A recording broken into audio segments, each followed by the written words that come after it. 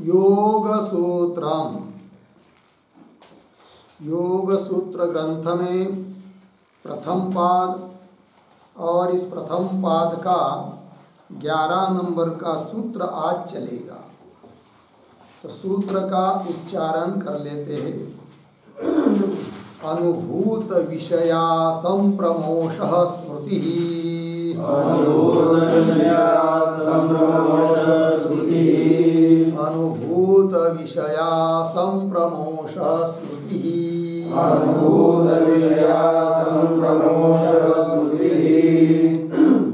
तो देखिए भाई, तो बात यह चल रही है कि बताया था कि समाधि, समाधि क्या है, तो दूसरे सूत्र में बताया था योगश् चित्तवृत्ति निरोधः, चित्तवृत्तियों का निरोध यही है योग, और चित्तवृत्तियों के निरोध का ही नाम है समाधि, अर्थात योग समाधि है। अब चित्तवृत्तियों का निरोध को समाधि कहते हैं, अर्थात चित्तवृत्तियों का निरोध करना चाहिए। फिर प्रश्न उपस्थित हुआ कि जिन चित्तवृत्तियों का निरोध करना है वे चित्तवृत्तियाँ कौन कितनी है। तो अब 6 नंबर के सूत्र में 5 प्रकार की वृत्ति बताई थी, प्रमाण, विपर्यय, विकल्प, निद्रा और स्मृति। उन 5 वैसा देखा जाए तो चित्त की परिणाम विशेष वृत्ति है और वो वृत्तियाँ अनंत है, किंतु अनंत होने पर भी उन वृत्तियों का वर्गीकरण इन 5 में हो जाता है, सबका अंतर्भाव इस 5 में हो जाता है। फिर उन 5 प्रकार की वृत्तियों में से प्रमाण, विपर्यय, विकल्प और निद्रा, इन 4 वृत्तियों का विवेचन हुआ। अब जो अंतिम की है 5वीं, उसका विवेचन, उसकी व्याख्या इस सूत्र में की जा रही है। तो वो स्मृति, वो वृत्ति क्या है, तो 5वीं है वृत्ति जिसका नाम है स्मृति। तो किसको कहते हैं भाई स्मृति, तब कह रहे हैं अनुभूत विषया संप्रमोषः स्मृति। होता क्या है, स्मृति का मतलब होता है स्मरण, याद। तो याद अर्थात स्मरण उस चीज का होता है जिसका पहले अनुभव रहता है। तो पहले अनुभव, फिर अनुभव से उत्पन्न होते संस्कार, अनुभव समाप्त हुआ, संस्कार उत्पन्न हुए, अर्थात उस अनुभव की सूक्ष्म अवस्था जो चित्त में रहती है। फिर वो कई दिन, कई काल तक, दीर्घ काल तक संस्कार अंतःकरण में, चित्त में पड़े रहते, मालूम भी नहीं रहता है हम लोगों को कि हमारे हृदय में, चित्त में इतने इस चीज़ के संस्कार है करके। किंतु जब कोई कभी कभी संस्कार का उद्बोधक मिलता है तो संस्कार उद्बुद्ध हो जाते, जागृत हो जाते हैं, फिर उससे स्मृति होती है। फिर वही करें अनुभूत विषय, जो जिस वस्तु का अनुभव किया है उस वस्तु को कहेंगे अनुभूत विषय। उस अनुभूत विषय का जो असंप्रमोष, अस्तेयता, उसको कहते स्मृति। अब क्या है, इस सूत्र के बारे में थोड़ा सा हम लोग लिख लेते हैं, फिर उसके ऊपर का भाष्य भी पढ़ेंगे। तो लिखते हैं, सूत्र हुआ अनुभूत विषया संप्रमोषः स्मृति। पद अच्छे 2 ही पद हैं, अनुभूत विषया संप्रमोषः स्मृति। फिर विवरण, प्रतीक, अनुभूत विषया संप्रमोषः बराबर अनुभूतः, अनुभूतः बराबर प्रमाणादिभिः ज्ञातः, प्रमाणादिभिः ज्ञातः यः विषयः, यः विषयः घटादिः, घटादिः तस्य तस्य असंप्रमोषः, असंप्रमोषः बराबर अनपन्नवः, अनपन्नवः, अनपन्नवः अर्थात अविकला उपस्थिति, अविकला उपस्थिति स्मृति भवति, स्मृति भवति। पूर्ण विराम। आगे अनुभूतस्य विषयस्य, अनुभूतस्य विषयस्य यह अयम, यह अयम असंप्रमोषः, असंप्रमोषः बराबर संस्कार द्वारेण, संस्कार द्वारेण बुद्धौ आरोहः, बुद्धौ आरोहः सा स्मृतिः, सा स्मृतिः। पूर्ण विराम। कंस में लिखेंगे अनुभूतौ यौ विषयौ, अनुभूतौ यौ विषयौ बराबर वृत्ति तदारूढ़ार्थौ, वृत्ति तदारूढ़ार्थौ तद आरूढ़ार्थौ अर्धविराम तयोः असंप्रमोषः, तयोः असंप्रमोषः बराबर अस्तेयम, अस्तेयम बराबर अनपहरणम, अनपहरणम। आगे तद्वती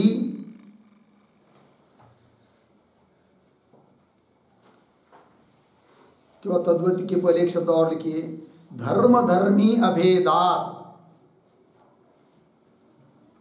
धर्म धर्मी अभेदात तद्वती बराबर तदुभय विषयिणी, तदुभय विषयिणी वृत्ति स्मृति भवति, स्मृति भवति इत्यर्थः।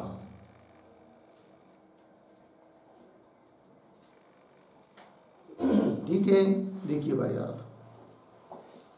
तो अनुभूत विषया संप्रमोष, तो उसकी व्याख्या कर रहे अनुभूत मतलब क्या, प्रमाणादि ज्ञात, प्रमाणादियों के द्वारा जाना गया ऐसा जो कोई विषय घटादि उसको कहेंगे अनुभूत ज्ञात। ठीक है, तो प्रमाणादि ज्ञात यह विषय घटादि तस्य असंप्रमोष, ऐसे उन घटादि विषयों का जो कि जान लिए है उनका असंप्रमोष, असंप्रमोष शब्द का अर्थ है अनपन्नव, मतलब क्या, उसका भी और स्पष्टीकरण कर रहे हैं अविकला उपस्थिति, उसमें विकलता रहित, कुछ कम ज्यादा कम नहीं, पूरी की पूरी उपस्थिति, अविकला उपस्थिति है स्मृति ही भवति। ठीक है, आगे अनुभूतस्य विषयस्य यह अयम असंप्रमोष, अनुभूत विषय का जो यह असंप्रमोष मतलब क्या, और स्पष्टीकरण कर रहे संस्कार, संस्कार द्वारेण बुद्धौ आरोह, सा स्मृति, संस्कार के द्वारा बुद्धि में वो विषय जिसका अनुभव पूर्व में हुआ है, तो संस्कार द्वारा, संस्कार के माध्यम से अब वह विषय सामने न होने पर भी संस्कार के माध्यम से बुद्धि में वह विषय आरूढ़ होना, यही है स्मृति। ठीक है ना, आरोह सा स्मृति। और स्पष्टीकरण कर रहे भाई कंस में, तो अनुभूतो यौ विषय, अनुभव किए ऐसे जो दो विषय, तो बोलेंगे दो विषय कहाँ से आए, तो कह रहे वृत्ति तद आरूढ़ार्थ, वृत्ति और वृत्ति में आरूढ़ अर्थ। जैसे उदाहरण ज्ञान हुआ घट का, अयम घट। तो अयम घट, ये जो ज्ञान हुआ वो अनुभव हुआ है कि नहीं। तो उस अनुभव में अयम घट, इस ज्ञान में दो वस्तु है, घटादि विषय एक और उस घटादि विषय का ज्ञान, अयम घट यह ज्ञान, तो दो हुए। कौन कौन? विषय और विषय का ज्ञान, वो अनुभव हुआ। फिर वो उससे संस्कार उत्पन्न हुए। फिर संस्कार के द्वारा जब कभी बाद में वो वृत्ति में आरूढ़ हो जाता है विषय और विषय का ज्ञान, वही है स्मृति। ये बात वृत्ति तदारूढ़ार्थौ तयो, उन दोनों का है कि नहीं, अर्थात विषय और विषय के ज्ञान का, वृत्ति और वृत्ति का विषय ज्ञान, घटादि विषय और उसका ज्ञान जिसको वृत्ति कहते हैं। तयो असंप्रमोष, उनका असंप्रमोष मतलब अस्तेयम, उसकी चोरी न होना, मतलब क्या? जैसे कि वैसे ही उपस्थित होना, ये उसका मतलब। वही करे अनपहरा नाम। और फिर तद्वती, किंतु धर्म धर्मी अभेदात, धर्म घटादि विषय, धर्मी उसका ज्ञान, उन दोनों का अभेद समझकर तद्वती अर्थात तदुभय विषयिणी वृत्ति, उन दोनों को विषय करने वाली जो वृत्ति, उसका नाम है क्या? स्मृति। हो गया। ये तो सूत्र के माध्यम से हो गया। अब इस सूत्र के ऊपर जो भाष्य है, इस भाष्य को पढ़ते हैं। देखिए फिर, किम प्रत्ययस्य चित्तम स्मरति अहोस्वित विषयस्य इति प्रश्न किया गया। इन शब्दों का थोड़ा सा अन्वय करते हैं। चित्तम, फिर शुरू से, किम प्रत्ययस्य स्मरति, आगे सरल, अहोस्वित विषयस्य इति। ठीक है ना। चित्तम स्मरति, चित्त स्मरण कर रहा है, किंतु किस चीज का? ये प्रश्न तो दो सामने है। कौन कौन? किम क्या? प्रत्ययस्य स्मरति, प्रत्यय का स्मरण कर रहा है चित्त। अहोस्वित विषयस्य, विषय का स्मरण कर रहा है। ध्यान दीजिए थोड़ा सा। तो स्मरण हो रहा है कि नहीं? स्मरण किस चीज का हो रहा है चित्त को? विषय का, मतलब प्रत्ययस्य या विषयस्य, विकल्प किया। संस्कार के द्वारा स्मरण हो रहा है, बात बराबर। किंतु चित्त को इस समय जो स्मरण हो रहा है, अनुभूत विषय का स्मरण हो रहा है, किंतु किस चीज का? प्रत्यय का या विषय का? बोलेंगे प्रत्यय क्या है और विषय क्या है भाई? तो प्रत्यय का मतलब है ज्ञान और विषय का मतलब घटादि। अब ध्यान दीजिए, अयम घट, यह ज्ञान सबसे पहले हुआ, वो तो अनुभव है। उसमें दो चीज है, घटादि विषय और उस घटादि विषय का ज्ञान, बराबर। फिर वो अनुभव हुआ, कुछ देर के बाद अनुभव समाप्त हुआ, उसके संस्कार अंतःकरण में रहे। फिर बाद में कभी स्मरण होता है। फिर स्मरण किस चीज का हो रहा है? उस घट का स्मरण हो रहा है, विषय का, अथवा उस घट का जो ज्ञान हुआ था उस समय, उस ज्ञान का स्मरण हो रहा है। दोनों में से किसका हो रहा है? ये प्रश्न है। किंतु उत्तर दिया जाएगा दोनों का स्मरण हो रहा है। ठीक है। तो ये जो प्रश्न, एक वाक्य हुआ पहला, उसके ऊपर थोड़ा सा लिखते हैं हम लोग। लिखेंगे किम प्रत्ययस्य, किम प्रत्ययस्य बराबर प्रत्यय मात्रम,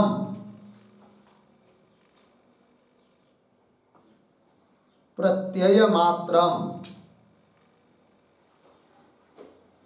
कौंस में ज्ञान मात्रम, कौंस बल इत्यर्थ। पूर्णविराम, आगे उद्धरण चिन्ह में घटम जानामि, उद्धरण चिन्ह बंद, घटम जानामि, उद्धरण चिन्ह बंद, इत्यात्मकस्य ज्ञानस्य इत्यर्थः। इत्यात्मकस्य ज्ञानस्य इत्यर्थः। फिर आगे प्रतीक अहोस्वित, अहोस्वित बराबर अथवा विषयस्य, विषयस्य बराबर घटादेहे, घटादेहे चित्तम स्मरति, चित्तम स्मरति पूर्ण विराम। आगे अत्र उत्तरम, अत्र उत्तरम उभयस्य इति, उभयस्य इति हो गया। देखिए भाई अर्थ, तो शब्द आया है प्रत्ययस्य, किम प्रत्यय से, प्रत्यय मतलब प्रत्यय मात्र अर्थात ज्ञान, केवल ज्ञान। कैसे उदाहरण, घटम जानामि इत्यात्मकस्य ज्ञानस्य, केवल इस प्रकार के ज्ञान का स्मरण कर रहा है क्या चित्त, पहला विकल्प हुआ। अहोस्वित अथवा विषयस्य, विषय जो कौन, घटादि, उन घटादि विषय का स्मरण कर रहा है क्या चित्त, दो विकल्प हुए। उत्तर दिया जाएगा उभयस्य, घटादि विषय और विषय का ज्ञान दोनों का स्मरण कर रहा है कौन, चित्त। हो गया ना। अब कैसे, आगे चलिए भाष्य में, ग्राह्योपरक्तः प्रत्ययः ग्राह्य ग्रहणोभयाकार निर्भासः तथा जातीयकम संस्कारम आरभते। ठीक, सह संस्कारः स्वव्यंजकाञ्जनः तदाकाराम एव ग्राह्य ग्रहणोभयात्मिकाम स्मृतिम जनयति। ठीक है, देखिए एक एक बात को। तो ग्राह्योपरक्त प्रत्यय, प्रत्यय मतलब ज्ञान, वृत्ति, अनुभव। कैसा है वो, ग्राह्योपरक्त, ग्राह्य जो पदार्थ, ग्रहण किया जाने वाला जो पदार्थ अर्थात विषय घटादि, उससे उपरक्त अर्थात विशिष्ट है कौन, प्रत्यय अर्थात ज्ञान। जब ज्ञान होता है घट का, अयम घटः, तो वह ज्ञान कैसा हुआ, उपरक्त हुआ, किससे, विषय से। विषय कौन, घटादि। तो उसी घटादि को यहां पर कह दिया ग्राह्य। तो ग्राह्य मतलब ग्रहण किए जाने वाले जो घटादि विषय, उससे उपरक्त अर्थात विशिष्ट हुआ कौन, प्रत्यय अर्थात ज्ञान। वो अनुभव हुआ, प्रत्यय मतलब अनुभव हुआ। फिर वो अनुभव क्या करता है, तो कैसा है वो अनुभव, आगे देखिए।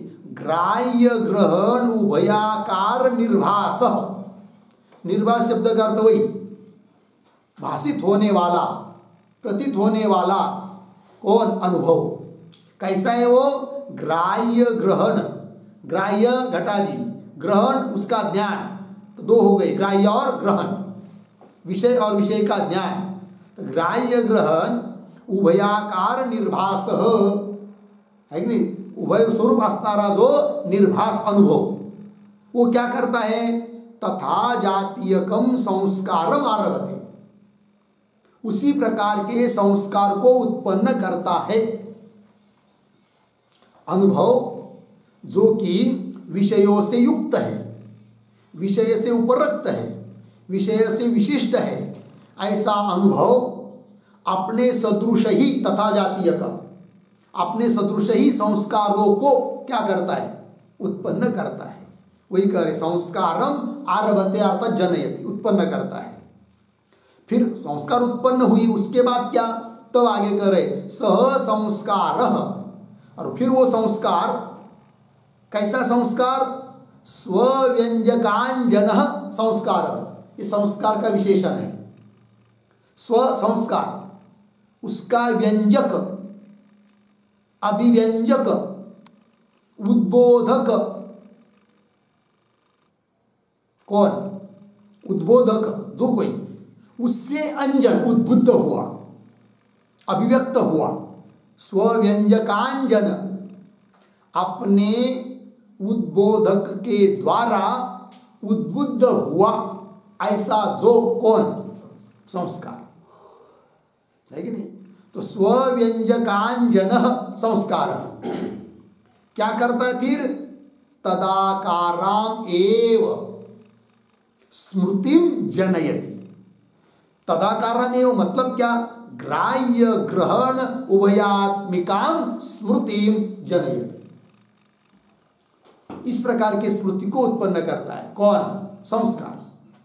कैसे किस प्रकार के स्मृति को उत्पन्न करता है संस्कार? ग्राह्य ग्रहण उभयात्मक स्मृति को उत्पन्न करता है कौन? संस्कार। किंतु वो संस्कार भी कैसा है?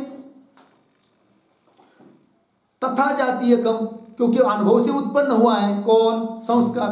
और अनुभव जैसा था उसी प्रकार के संस्कार उस अनुभव से उत्पन्न हुआ है। अनुभव कैसा था? ग्राह्य ग्रहण उभयाकार निर्भासता वो अनुभव था। उस अनुभव ने उसी प्रकार के संस्कार को उत्पन्न कर दिया। फिर वो संस्कार उसी प्रकार के स्मृति को क्या कर देता है? उत्पन्न कर देता है। ये इसका मतलब हुआ। ठीक है ना? अब यहाँ तक जो पढ़ी पंक्ति हम लोगों ने, स्मृतिम जनयति, ग्राह्योपरक्त प्रत्यय यहाँ से लेकर जनयति तक, ये जो पंक्ति पढ़ी है उसके ऊपर थोड़ा सा लिखते हम लोग, थोड़ा शब्दशार्थ और स्पष्ट हो जाए। लिखेंगे तो प्रतीक है ग्राह्योपरक्त,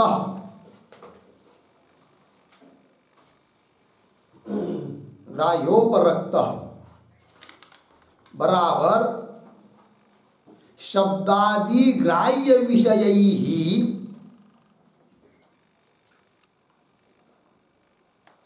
शब्दादि ग्राह्य विषयैः उपरुक्तः, उपरक्तः, उपरक्तः, ठीक, बराबर विशिष्टः, विशिष्टः। फिर प्रतीक प्रत्यय बराबर अनुभवः,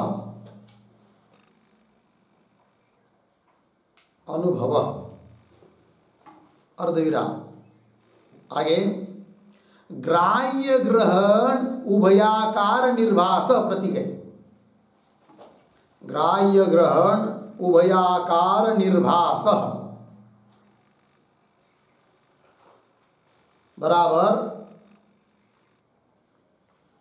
ग्राह्य घटादि, ग्राह्य बराबर घटादि, अर्धविराम। ग्रहणम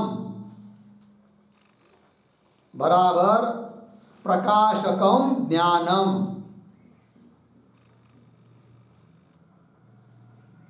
प्रकाशकम ज्ञानम, कौंस में लिखिए अनुभवः, कौंस बंद, अर्धविराम। फिर आगे तद उभयाकार निर्भासः,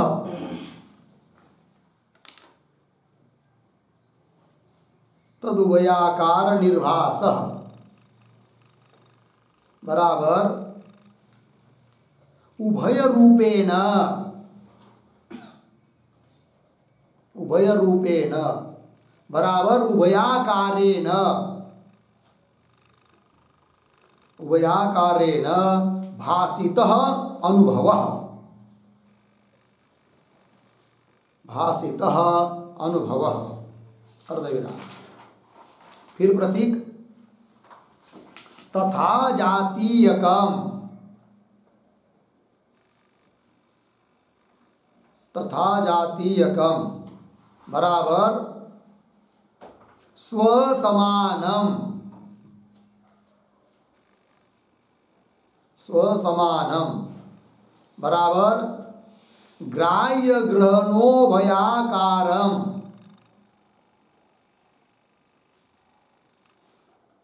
ग्राह्य ग्रहणोभयाकारम संस्कारम,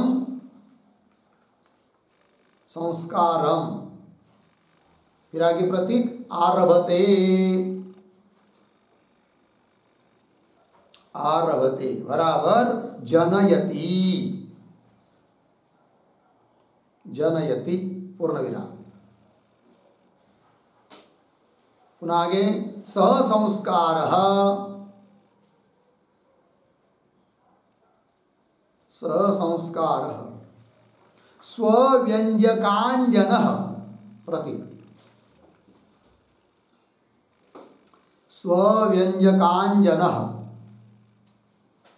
बराबर स्वस्य व्यंजकेन, स्वस्य व्यंजकेन बराबर उद्बोधकेन,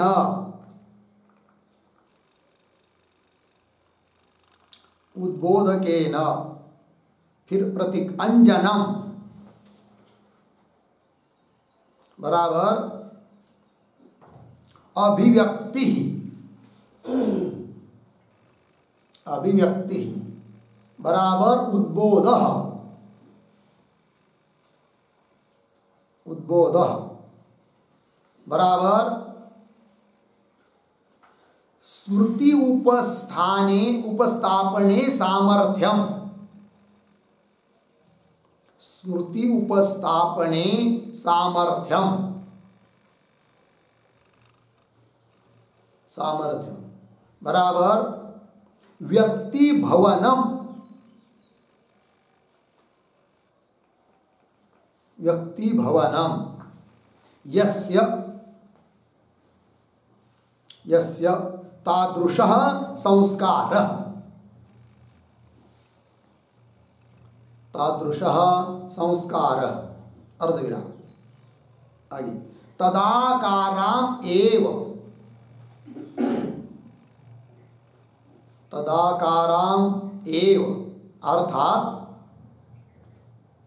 अर्थात ग्राह्य ग्रहणाकाराम एव, ग्राह्य ग्रहणाकाराम एव स्मृतिं जनयति, स्मृतिं जनयति। ठीक है, देखिए भाई अर्थ, भाष्य की पंक्ति को देखते हुए शब्दों का अर्थ जान लीजिए। तो भाष्य में आया है ग्राह्योपरक्त, मतलब क्या अर्थ लिख के दिया आपको, ग्राह्य हुए कौन, ग्रहण होने योग्य विषय, शब्द स्पर्श घट पट आदि, तो शब्दादि ग्राह्य विषय ही उपरक्त, उपरक्त मतलब विशिष्ट, ऐसा कौन, प्रत्यय, प्रत्यय, तो वही कह दिया भाष्य में ग्राह्योपरक्त प्रत्यय। किंतु प्रत्यय क्या है भाई, प्रत्यय मतलब अनुभव, ज्ञान, वृत्ति है कि नहीं, अयम घट इत्याकारक ज्ञान, ये सब अनुभव। वो क्या करता है प्रत्यय, कैसा है, और उसी को कह दिया अगले शब्द में भाष्य में ग्राह्य ग्रहण उभयाकार निर्भास, ऐसा वो प्रत्यय है कि नहीं। तो ग्राह्य ग्रहण उभयाकार निर्भास, ग्राह्य घटादि, ग्रहण मतलब उन घटादि को प्रकाशित करने वाला ज्ञान, वृत्ति रूप ज्ञान, तो ग्रहण मतलब प्रकाशकम ज्ञानम अर्थात अनुभव। तो उभयाकार निर्वास मतलब उभय रूपेण उभयाकारेण भासित अनुभव निर्वास, ग्राह्य ग्रहण उभयाकार निर्वास, इतनी बात लगी। वो क्या करता है इस प्रकार का अनुभव, तथा जातीयकम संस्कारम आरभते, तथा जातीयकम, तथा जाति का मतलब स्वसमान स्वसदृशम, जैसा वह निर्वास है अनुभव है वह अपने सदृश ही संस्कार को उत्पन्न करता है। घट का अनुभव रहेगा उसी प्रकार के संस्कार उत्पन्न होंगे, पट का अनुभव रहेगा उसी प्रकार के संस्कार उत्पन्न होंगे, ठीक है ना। तो वही भाष्य को देखते हुए तथा जातीयकम, ये संस्कारम का विशेषण है, तो तथा जातीयकम मतलब स्वसमानम, स्वसमान मतलब कैसा भाई, तो अनुभव जैसा है वैसा, अनुभव कैसा है, ग्राह्य ग्रहण उभयाकार है, तो संस्कार भी उसी प्रकार के उत्पन्न होते हैं।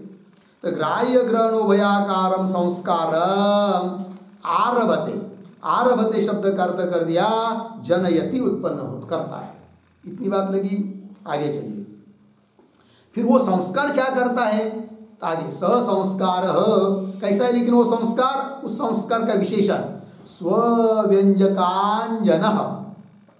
ठीक है, उसका अर्थ आपको लिख के दिया। स्वव्यंजकांजन मतलब स्वस्य व्यंजकेन अंजन, स्व संस्कार, उसका जो व्यंजक, उस व्यंजक के द्वारा जो अंजन को प्राप्त हुआ, ऐसा कौन संस्कार। तो स्वस्य व्यंजकेन, व्यंजक शेकेन शब्द का अर्थ उद्बोधकेन, संस्कार का उद्बोधक, संस्कार को जागृत करने वाला कोई रहता है, वही हुआ व्यंजक, है कि नहीं, अभिव्यक्त कराने वाला, उद्बुद्ध कराने वाला, जागृत कराने वाला, उद्बोधक। ऐसे उस उद्बोधक के द्वारा अंजन, अंजनम, अंजन को प्राप्त हुआ संस्कार।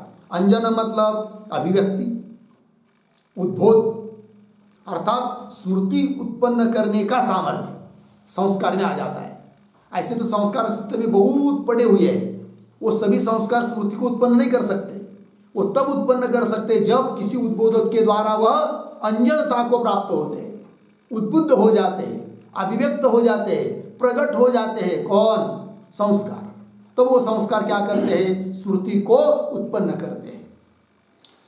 तो अभिव्यक्ति, उद्बोध, स्मृति उपस्थापने सामर्थ्यम, ठीक है ना, अर्थात व्यक्ति भवन, व्यक्त होना, संस्कार का व्यक्ति होना, प्रकट होना। व्यक्ति भवनम यस्य तादृश संस्कार, इस प्रकार का संस्कार क्या करता है भाई? आगे दिया भाष्य में,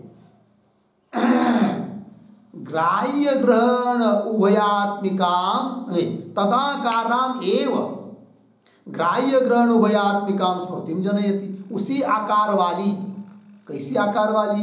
ग्राह्य ग्रहण उभय आकार वाली, इस प्रकार की स्मृति को उत्पन्न करता है। कौन? संस्कार। वही दिया, तदाकाराम एव, अर्थात ग्राह्य ग्रहणाकाराम एव उभयात्मिका, इस प्रकार के स्मृति को उत्पन्न करता है। कौन? संस्कार। बात इतनी है, अनुभव, अनुभव से संस्कार, संस्कार से स्मृति, है कि नहीं? किंतु शब्द बहुत जाड़ जाड़ है, मोटे मोटे है कि नहीं? चलिए इतनी बात लगी। आगे, तत्र ग्रहणाकार पूर्वा बुद्धि ग्राह्याकार पूर्वा स्मृति। अब उसमें और थोड़ा ये कर दिया उन्होंने, सूक्ष्मता कर दी। क्या कर दिया? अब देखिए, स्मृति तो उत्पन्न हो गई, बराबर। कैसी स्मृति उत्पन्न हुई? जैसा अनुभव था वैसे संस्कार, वैसे संस्कार के अनुसार स्मृति, उभयात्मिका स्मृति उत्पन्न हुई। ऊपर दिया ना, ऊपर की पंक्ति में, स्मृति ग्रहण ग्राह्य उभयात्मिका स्मृति, उभयाकार स्मृति है, अर्थात स्मृति में दो अंश है, बराबर। उन दो अंशों का विभाग कर रहे हैं। ध्यान दीजिए थोड़ा सा सूक्ष्म इसमें। तो जो स्मृति उत्पन्न हुई ना, वो स्मृति कैसी है? ग्राह्य ग्रहण उभयात्मिका है, अर्थात उस स्मृति में दो अंश पड़े हुए हैं। कौन दो अंश है? ग्रहण अंश, ग्राह्य अंश। ग्रहण शब्द का अर्थ बता चुके हैं। ग्रहण मतलब ज्ञान, ग्राह्य मतलब विषय, ठीक है कि नहीं? अब देखिए, उन स्मृति में जो एक अंश है, ग्रहण अंश, उसको लेकर उस स्मृति के उस अंश को बोलेंगे बुद्धि। वो भी अनुभव है एक प्रकार का। और उस स्मृति में पड़ा हुआ जो ग्राह्य अंश है, उसको लेकर कहेंगे, उसको लेकर कहेंगे स्मृति। ये बात पंक्ति देखिए, तत्र ग्रहणाकार पूर्वा बुद्धि और ग्राह्याकार पूर्वा स्मृति, ठीक है ना? तत्र मतलब वो जो स्मृति उत्पन्न हुई है, उसमें ग्रहणाकार पूर्वा, अर्थात ग्रहणाकार प्रधाना, ग्रहण अंश है प्रधान मुख्य, जिसमें वो जो अंश है वो हो गई बुद्धि, अर्थात अनुभव, ज्ञान और वृत्ति, उसको ही कहेंगे। और ग्राह्याकार पूर्वा, ग्राह्याकार प्रधाना, वो हो गई क्या? स्मृति। ये बात है। अब ध्यान दीजिए, अभी हम लोगों को स्मृति हो रही है। क्या स्मृति हो रही है? घट की स्मृति हो गई। कल देखा था घट को, उस समय ज्ञान हुआ था अयम घट, वो भी एक प्रकार का वृत्तिरूप अनुभव, जो कि ग्राह्य जो घटादि उससे विशिष्ट अनुभव, अयम घट यह अनुभव। किंतु थोड़ी देर के बाद वो अनुभव समाप्त हुआ। उस अनुभव ने अनुभविता के चित्त में संस्कार उत्पन्न कर दिए, उसी प्रकार के। फिर 2-4 दिन बीत गए, फिर कोई निमित्त मिल गया संस्कार को उद्बुद्ध करने के लिए, ठीक है। फिर ज्ञान हुआ, ज्ञान में तो स्मृति हुई। क्या? घट की स्मृति हो गई। घटम जानामि, ये स्मृति का आकार, ध्यान दीजिए। घट को मैं जानता हूं, ये क्या हो गई? स्मृति। अब घटम जानामि इस स्मृति में 2 अंश, घट एक अंश विषय ग्राह्य जिसको कहेंगे, और जानामि दूसरा अंश जिसको कहेंगे ग्रहण अर्थात ज्ञान। क्योंकि दोनों की स्मृति होती है ना। प्रश्न क्या किया था शुरू में? स्मृति किसकी होती है, प्रत्यय की होती है कि विषय की होती है? उत्तर क्या मिला? ग्राह्य ग्रहण उभयात्मिका स्मृति होती है। अर्थात स्मृति में 2 अंश पड़े, घटादि विषय एक, और उस घटादि विषय को प्रकाशन करने वाला जो ज्ञान था, व्यवसाय ज्ञान जिसको कहेंगे हम लोग, पहली बार हुआ ज्ञान अनुभव, उसकी भी स्मृति हो रही कि नहीं? किंतु अभी जो स्मृति हुई घटम जानामि, उसमें 2 अंश, ग्राह्य ग्रहण। तो उसमें से ग्राह्य प्रधान, ग्राह्य पूर्वा, 2 शब्द आए यहां पर, ग्रहणाकार पूर्वा, ग्राह्याकार पूर्वा।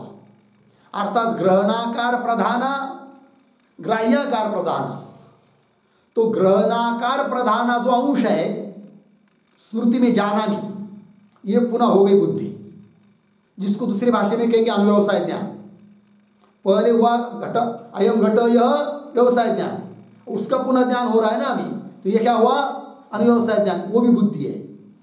और उस स्मृति के आकार में जो विषय है घट आदि, जो कि पहले उसका अनुभव हो चुका है, व्यवसाय ज्ञान ने उसका प्रकाशन कर लिया है, जान लिया है, और अनुभूत पदार्थ की स्मृति होती है।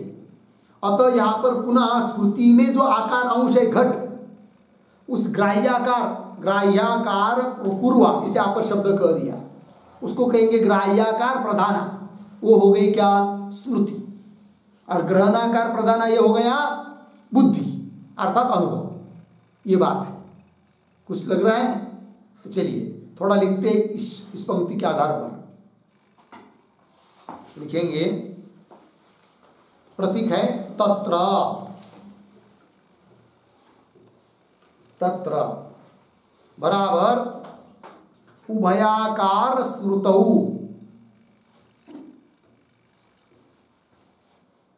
उभयाकार स्मृतौ।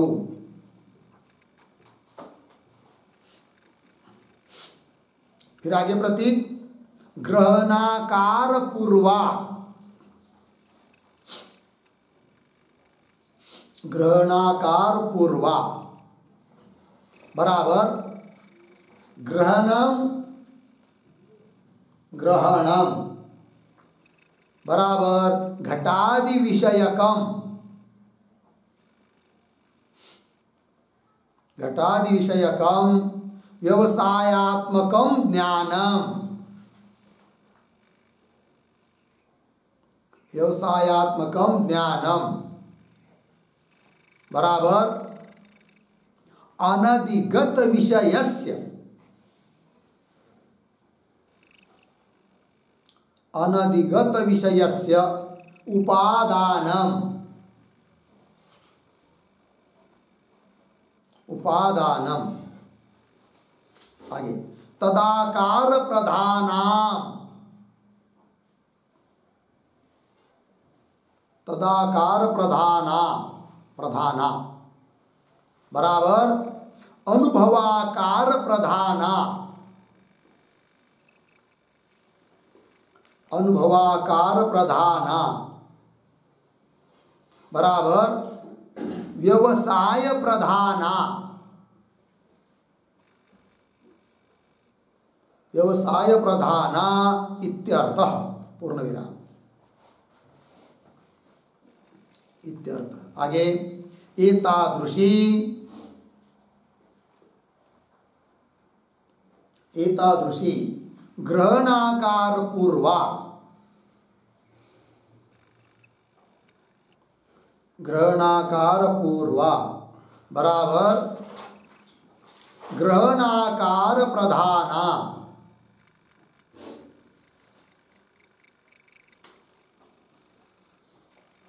ग्रहणाकार प्रधाना बराबर अनुभवाकार प्रधाना, अनुभवाकार प्रधाना।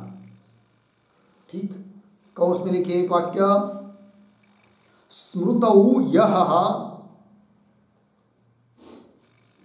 स्मृतौ यः अनुभव प्रधानः अंशः, अनुभव प्रधानः अंशः सः इत्यर्थः। कौंस बंद। आगे या बुद्धि, या बुद्धि बराबर ग्रहण रूपा ज्ञान शक्ति, ग्रहण रूपा ज्ञान शक्ति प्रमाणम इति यावत्, प्रमाणम इति यावत्। आगे सा बुद्धि, सा बुद्धि अनुभव रूपा एव भवति, अनुभव रूपा एव भवति अर्धविराम न स्मृति इत्यर्थः, न स्मृति इत्यर्थः पूर्ण विराम। फिर नीचे की पंक्ति में पैराग्राफ छोड़कर ग्राह्याकार पूर्वा स्मृति, ग्राह्याकार पूर्वा स्मृति बराबर व्यवसेय विषय प्रधाना, व्यवसेय विषय प्रधाना स्मृति,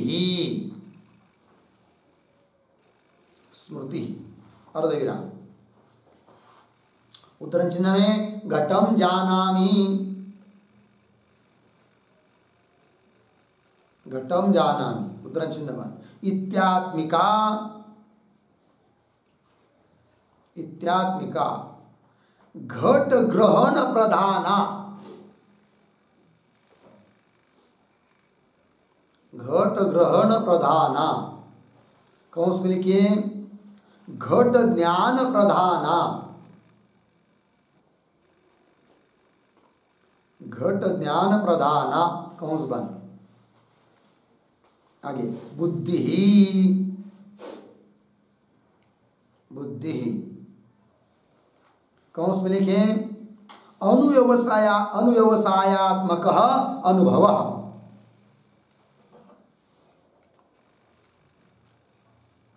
अनुव्यवसायात्मक अनुभव कौंस बंद अर्धविराम। घट इति घटाकार,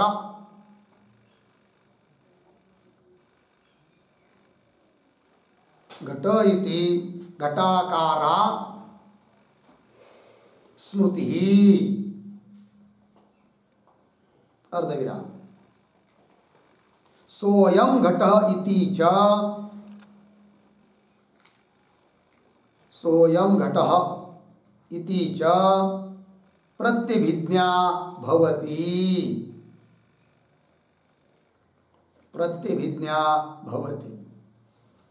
ठीक है, चलिए भाई देखिए थोड़ा सा स्पष्टीकरण किया।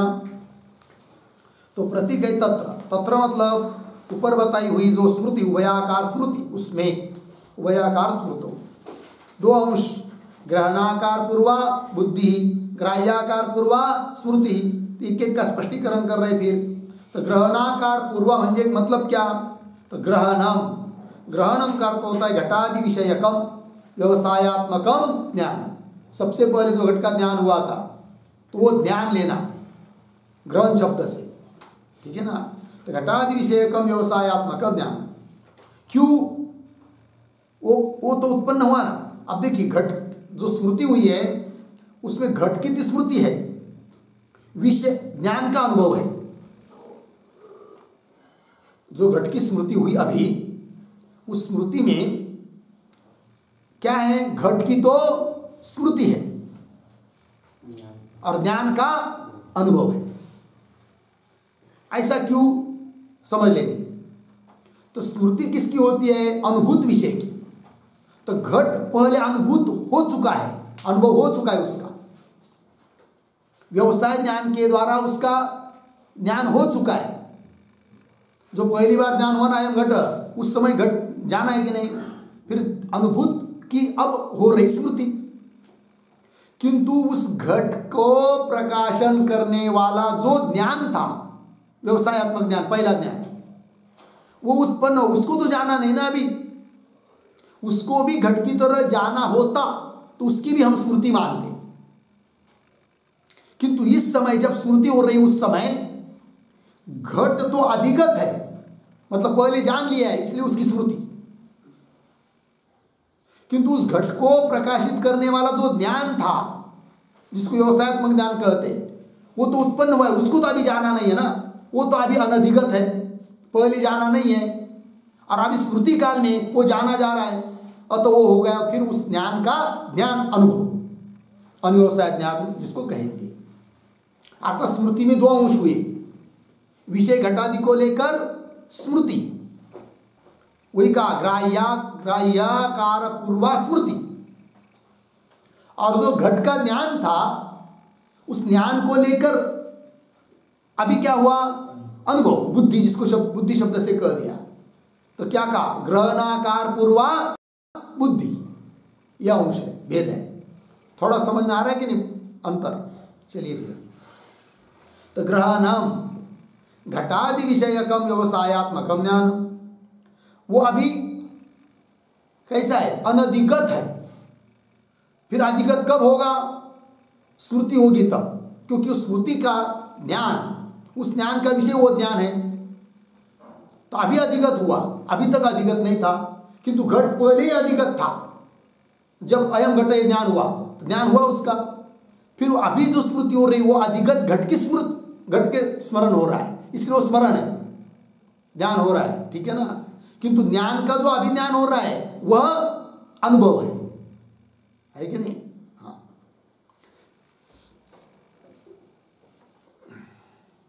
देखिए घटादि विषयकम व्यवसायत्मकम ज्ञानम, वो कैसा है? अनधिगत विषय से उपादानम, अनधिगत है अभी तक वो, अनधिगत विषय से उपादानम तदाकार प्रधाना, अर्थात अनुभवाकार प्रधान, मतलब व्यवसाय रूप जो ज्ञान वो है मुख्य, जिसमें व्यवसाय प्रधाना इत्यर्थ।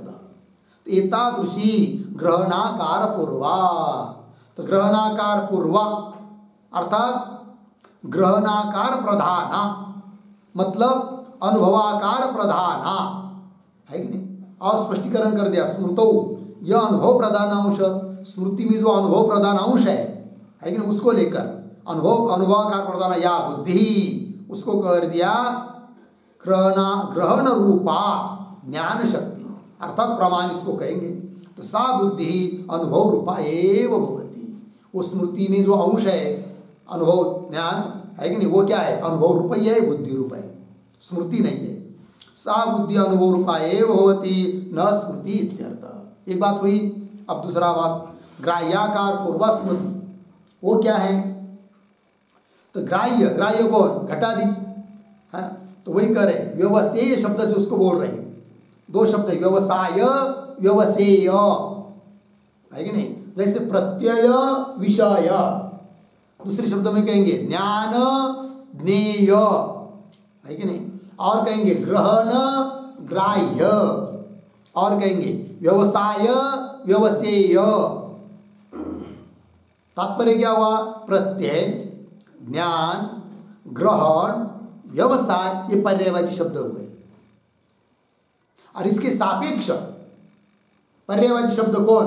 विषय, ज्ञेय, ग्राह्य, व्यवसेय। ठीक है कि नहीं? चाहे तो लिख लीजिए इन शब्दों को। प्रत्यय बराबर ज्ञानम, ज्ञानम बराबर ग्रहणम बराबर व्यवसाय। ठीक है। अब एक पंक्ति छोड़कर नीचे की पंक्ति में लिखिए सीधा, विषय ज्ञेय ग्राह्य व्यवसेय। व्यवसेय। अब क्या करेंगे? प्रत्यय के नीचे विषय लिखा ना, तो प्रत्यय से लेकर विषय की तरफ बांध देंगे, ज्ञान से ज्ञेय की तरफ, ग्रहण शब्द से ग्राह्य की तरफ, और व्यवसाय से व्यवसाय की तरफ। तो प्रत्यय और विषय जोड़िए, इधर प्रत्यय कहेंगे तो उधर विषय कहेंगे। ज्ञान है तो ज्ञेय हुआ, ग्रहण है तो ग्राह्य हुआ, व्यवसाय है तो व्यवसाय हुआ। ठीक है ना? तो वही देखिए, तो ग्राह्याकार पूर्वा स्मृति मतलब व्यवसेय विषया, व्यवसेय जो घटा दी, तो व्यवसेय विषय प्रधाना स्मृति। स्पष्टीकरण कर रहे देखिए, घटम जानामि इत्यात्मिका घट ग्रहण प्रधान। जानामि घट ग्रहण, घट नहीं, घट ग्रहण मतलब घट का ज्ञान, वो है प्रधान मुख्य जिसमें, उस अंश को लेकर। तो घट ग्रहण प्रधाना मतलब घट ज्ञान प्रधाना, वो जो है वो बुद्धि है, जिसको दूसरी भाषा में कहेंगे अनुव्यवसायत्मक अनुभव। और घटम जानामि इस स्मृति में ही घट को लेकर बोलेंगे तो घट इति घटाकारा स्मृति, वो घट का घटाकारा क्या है? स्मृति है। स्वयं घट, और यदि ज्ञान होता है स्वयं घट, तो वो हो जाती फिर प्रत्यभिज्ञा। तो स्वयं घट इति च प्रत्यभिज्ञा भवति। हो गया?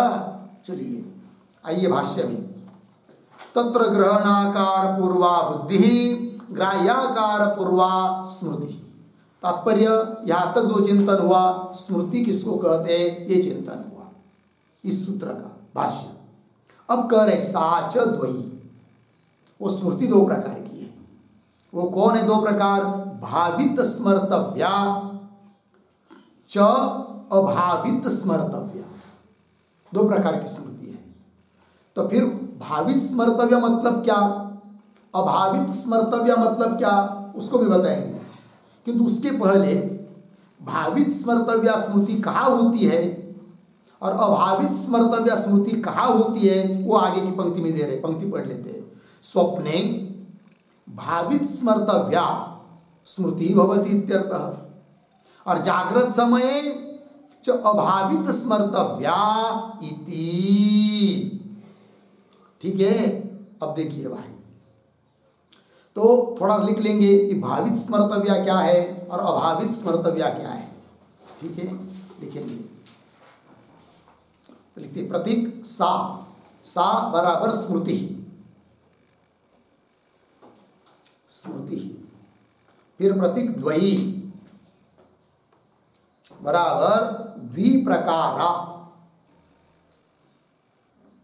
द्विप्रकारा पूर्ण विराम। फिर प्रतीक भावित स्मर्तव्या, भावित स्मर्तव्या बराबर भावितानि,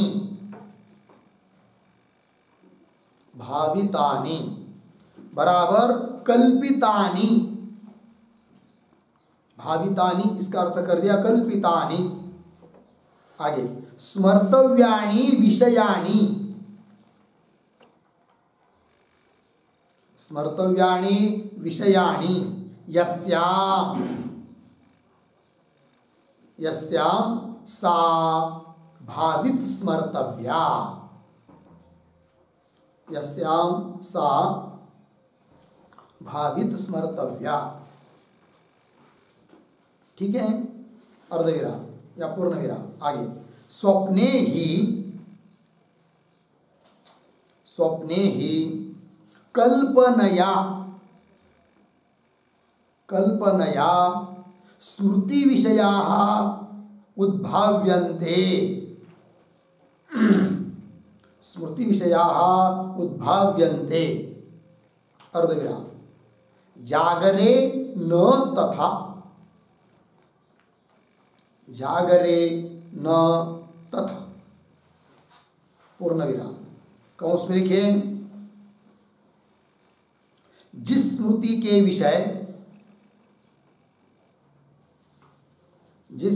के विषय कल्पित या अयथार्थ होते हैं,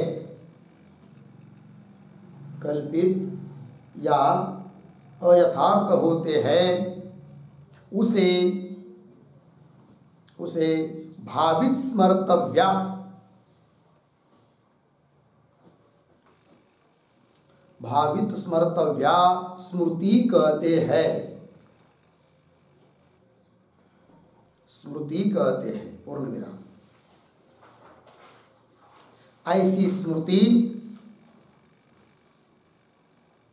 ऐसी स्मृति स्वप्न में होती है। स्वप्न में होती है क्योंकि स्वप्न काल में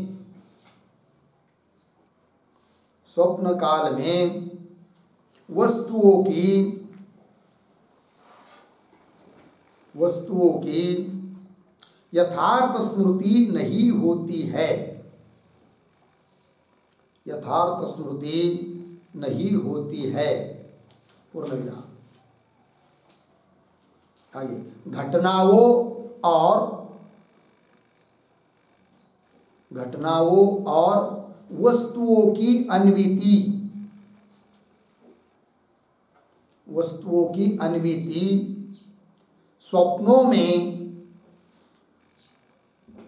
स्वप्नों में यथाभूत या जैसी की तैसी नहीं होती है। जैसी की तैसी नहीं होती है। पूर्ण विराम। उनके अन्वयन में बड़ी विसंगति रहती है।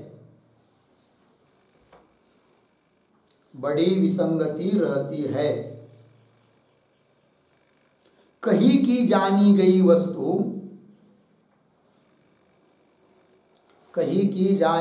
वस्तु किसी भिन्न रूप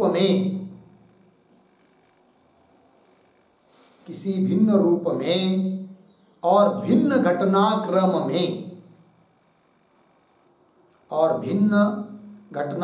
में घुली मिली स्मृत होती है। एक वाक्य और। इस याथा तथ्य के परिवर्तन को मन की उद्भावना ही कहा जा सकता है। इसलिए स्वप्न काल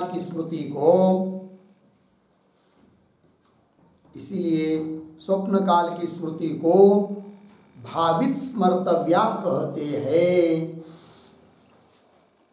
भावित स्मर्तव्या कहते हैं। पूर्ण विराम कंस बंद।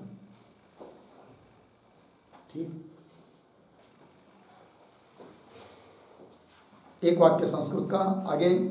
सर्वासाम एव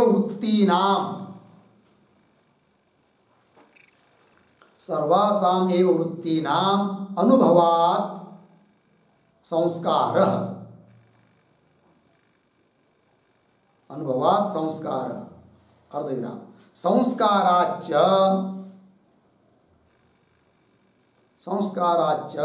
उद्बोध रूपा स्मृति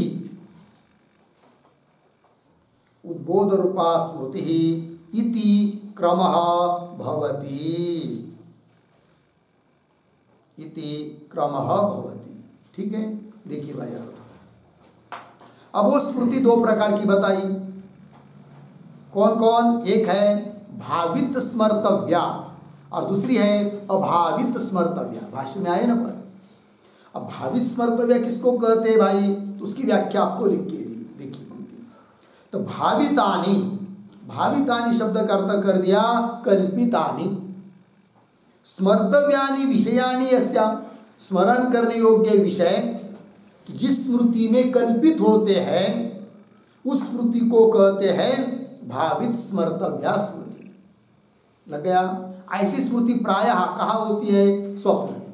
वही लिख के दिया, स्वप्ने ही कल्पना से ही स्मृत विषया उद्भाव्यन्ते। जैसी कल्पना रहती है उसी प्रकार के क्या स्मृति के विषय उद्भूत हो जाते हैं, वैसा जागृत में नहीं होता है। अतः स्वप्न की स्मृति क्या हो गई? भावित स्मर्तव्या। लग गया जी? उसी का आपको लिख के दिया आगे। जिस स्मृति के विषय कल्पित या अयथार्थ होते हैं उसे भावित स्मर्तव्या स्मृति कहते हैं। ऐसी स्मृति प्रायः स्वप्न में ही होती है, क्योंकि स्वप्न काल में वस्तुओं की यथार्थ स्मृति नहीं होती है। कैसे? घटनाओं और वस्तु की अनुभूति स्वप्नों में यथाभूत या जैसी की तैसी नहीं होती है। जैसी घटना जागृत में घटी रहती है वैसी ही स्मृति होगी, वैसा ही स्वप्न प्रतीत होगा, ऐसी बात नहीं है। कहीं का कहीं दिखाई देता है स्वप्न में, वो भी एक प्रकार की स्वप्न क्या एक प्रकार की स्मृति ही है। स्मृति के अंतर्गत है कौन? स्वप्न। किंतु वो कैसी स्मृति है? भावित स्मर्तव्य। वस्तुओं की अनुभूति स्वप्नों में यथाभूत या जैसी की तैसी नहीं होती है। उनके अन्वयन में बड़ी विसंगति रहती है। कहीं का कहीं किसी का कुछ भी दिखाई देता है क्या? स्वप्न में। कहीं की जानी गई वस्तु किसी भिन्न रूप में और भिन्न घटनाक्रम में घुली मिली स्मृत होती है। कहा? स्वप्न में।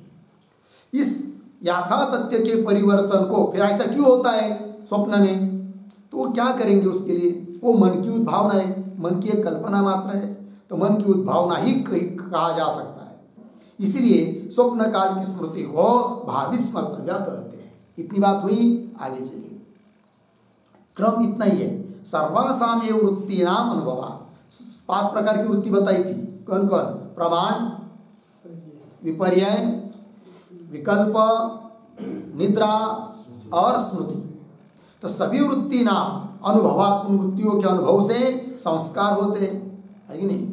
फिर संस्कार से तद्बोध रूपा, है कि नहीं? उसी प्रकार बोध स्वरूपा स्मृति उत्पन्न होती है। ये क्रम बता दिया। इतनी बात हुई। आइए, तो भाष्य में एक पद तो हुआ भावित स्मर्तव्या। अब दूसरा एक पद आया है अभावित स्मर्तव्या। उसके बारे में भी थोड़ा सा लिख लेते हैं तो बात क्लियर हो जाएगी। प्रतीक अभावित स्मर्तव्या बराबर अभावितः बराबर अकल्पितः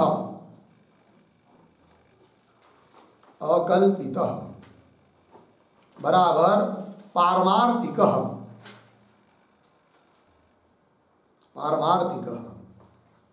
बराबर यथार्थः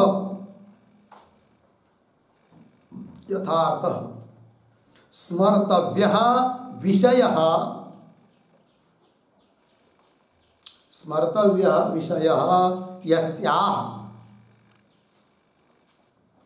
यस्याः सा अभावित स्मर्तव्या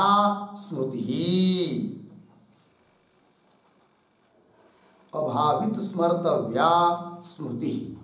पूर्ण विराम। अब थोड़ा कौंस में लिखेंगे। जिस स्मृति का विषय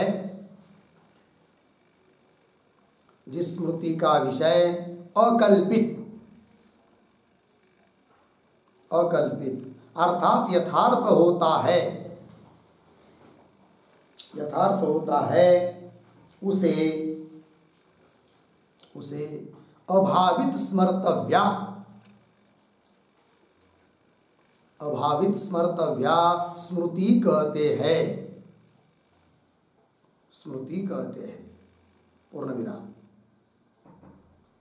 जागरण काल की स्मृति में, जागरण काल की स्मृति में जो वस्तु जैसी अनुभूत हुई, जैसी अनुभूत हुई रहती है, उसका उसी क्रम और उसी रूप में स्मरण होता है, उसी रूप में स्मरण होता है। इसलिए जागरण काल की स्मृति में,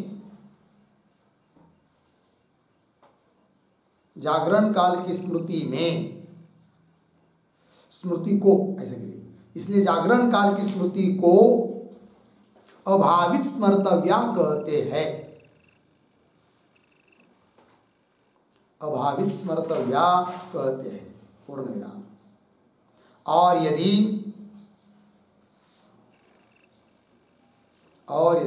जागरण काल में,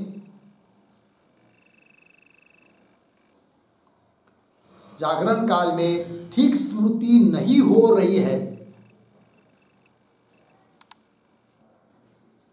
ठीक स्मृति नहीं हो रही है, अपूर्ण या अशुद्धिपूर्ण,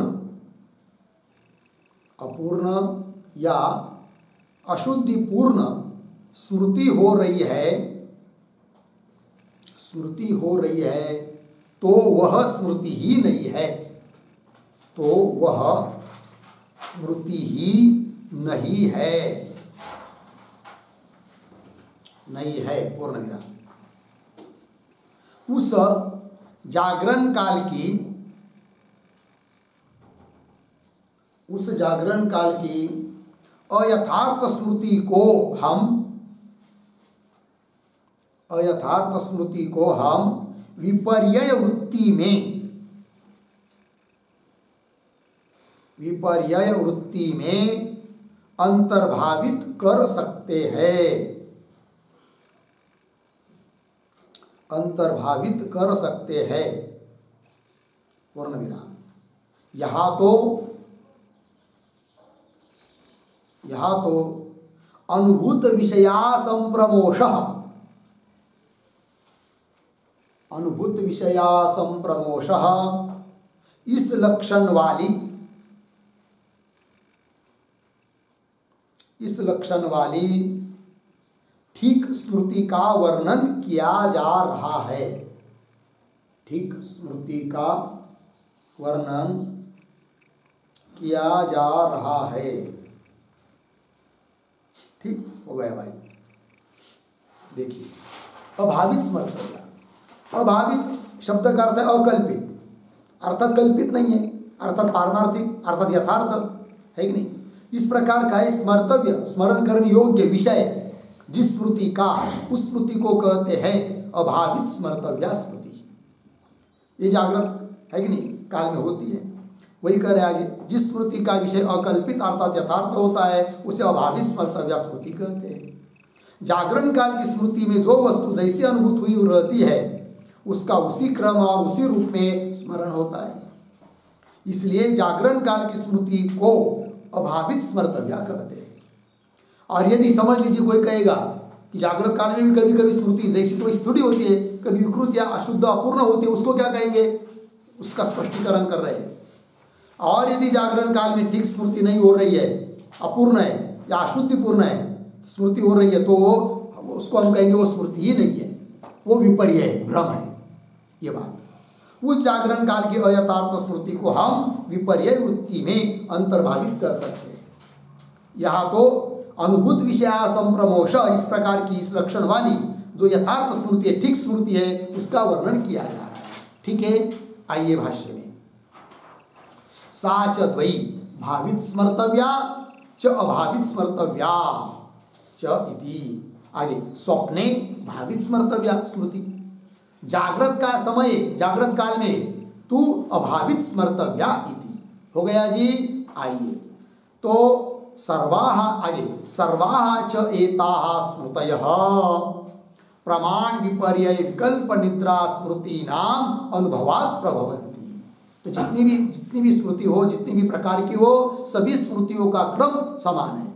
क्या होता है? तो जो 5 प्रकार की वृत्ति बताई अर्थात अनुभव, उससे संस्कार, उस संस्कार से स्मृति, यही क्रम है। वही कह रहे हैं सर्वाच एता स्मृति, सभी ये सभी स्मृतियां प्रमाण विपर्यय विकल्प निद्रा स्मृति नाम 5 वृत्ति हुई ना, इनके अनुभवात, इन अनुभवों से ही प्रभवंती अर्थात उत्पन्न होती है। कौन? स्मृतियां। प्रभवंती, प्रभवंती का कर्ता कौन है? स्मृतय। सर्वाच एताः स्मृतयः प्रभवन्ति अर्थात उत्पन्न होती है। ठीक है ना? किससे? प्रमाण विपर्यय विकल्प निद्रा स्मृति, इनके अनुभव से, संस्कार के द्वारा। आगे सर्वाः च एता वृत्तयः सुख दुख मोहात्मिका। तो अभी तक इन 5 वृत्तियों का विवेचन किया, वो समाप्त हुआ। प्रमाण विपर्यय विकल्प निद्रा और स्मृति, 5 वृत्ति हुई ना। अब आगे इन 5 वृत्ति के बारे में कह रहे हैं। क्या? सर्वाः च एता वृत्तयः, सभी वृत्तियां, 5 भी प्रकार की वृत्तियां कैसी होती है भाई? सुख दुख मोहात्मिका। कोई वृत्ति सुखात्मक होती है, कोई दुखात्मक होती है, कोई मोहात्मक होती है, किसी न किसी से युक्त ही रहेगी। ठीक है कि नहीं? तो सुख दुख मोहात्मिका अर्थात सुख दुख इत्यादियों से अनुविद्ध, जुड़ी हुई रहती है कि नहीं? वो आगे आएगा सब। फिर बोलेंगे वो सुख दुख मोह से युक्त ही वृत्ति रहती है। सांसारिक वृत्ति दुख से युक्त रहेगी, पारमार्थिक वृत्ति सुख से युक्त रहेगी, कोई वृत्ति मोह से युक्त रहेगी। ठीक है ना? तो बोलेंगे सुख दुख मोह ये क्या चीज है? तो बोलेंगे इसका विवेचन हम यहाँ नहीं करेंगे, आगे आएगा। वो करें सुख दुख मोहा च क्लेशेषु व्याख्या। आगे जो हम 5 क्लेशों का व्याख्यान करेंगे, उस समय सुख दुख और मोह इनका भी व्याख्यान करेंगे। तो भी जाते जाते थोड़ा बता रहे हैं सुखानुशयी राग। हाँ, 5 क्लेशों में से राग किसको कहते? द्वेष। सुखानुशयी राग, दुखानुशयी द्वेष और मोह पुनः अविद्या इति। सुखानुशयी, सुख के पीछे चलने वाला जो क्लेश है उसका नाम है राग। ठीक है ना? और दुखानुशयी, दुख के पीछे चलने वाला जो होता है क्लेश, उसका नाम है क्या? द्वेष। किसी चीज से, किसी वस्तु से, किसी व्यक्ति से सुख मिल रहा है, उसके प्रति राग, आसक्ति। और किसी वस्तु से, किसी व्यक्ति से, किसी चीज से दुख मिल रहा है हम लोगों को, तो उसके प्रति क्या होता है? द्वेष। इसलिए कह दिया सुखानुशयी राग दुखानुशयी द्वेष। और मोह क्या है? अविद्या, अज्ञान। इन सब का विवेचन आगे होगा। ठीक है ना? तो भी ये जो पद आया है सुखानुशयी, इसका अर्थ लिख लीजिए। सुखानुशयी बराबर, सुखानुशयी बराबर सुखम अनुशयितुम, अनुशयितुम शीलम अस्य, शीलम अस्य इति सुखानुशयी। ठीक है? चलिए भाई, तो सुखम अनुशयितुम, सुख का अनुसरण करना, सुख के पीछे पीछे जाना, सुख के निमित्त से हो जाना, ऐसा स्वभाव है जिसका। शीलमस्य, उसको कहेंगे सुखानुशयी। कौन है ऐसा? राग। राग का स्वभाव क्या है? सुख के पीछे चलना, इसलिए उसको कह दिया सुखानुशयी राग। उसी प्रकार उसको समझ लेंगे दुखानुशयी द्वेष। दुखम अनुशयितुम शीलम अस्य इति दुखानुशयी, है कि नहीं? अर्थात दुख के अनुगमन करने वाला, दुख के पीछे होने वाला, दुख के निमित्त से होने वाला जो क्लेश है, उसका नाम क्या? द्वेष। मोह पुनः अविद्या इति। आगे चलिए भाष्य में, एताः सर्वाः वृत्तय निरोधव्या। जिसके लिए इन सभी वृत्तियों का विवेचन किया, वो बात बता रहे अभी। किसके लिए बताया था? वृत्तियां निरोध करने के लिए। वही कह रहे एताः सर्वा वृत्तय, इन सभी वृत्तियों का निरोध करना चाहिए। तो बोलेंगे समझ निरोध कर लेंगे, तो उससे लाभ क्या होगा? तब करें आसाम निरोधे, आसाम आसाम वृत्ति नाम, इन वृत्तियों का निरोध करने पर क्या होगा? संप्रज्ञात वा समाधि भवति, असंप्रज्ञात वा इति। संप्रज्ञात समाधि हो जाती है, क्यों? वहाँ असंप्रज्ञात समाधि हो जाती है। शुरू में संप्रज्ञात समाधि, फिर उसका ही बहुत ज़्यादा क्या हो जाएगा? अभ्यास, तो उसी का परिणाम हो जाएगा क्या? असंप्रज्ञात समाधि। ये बात हो गई भाई, ठीक है। इस प्रकार 11 नंबर के सूत्र का भाष्य पूरा हुआ। आगे का विचार हम लोग कल करेंगे। ओम पूर्णमदः पूर्णमिदं पूर्णात् पूर्णमुदच्यते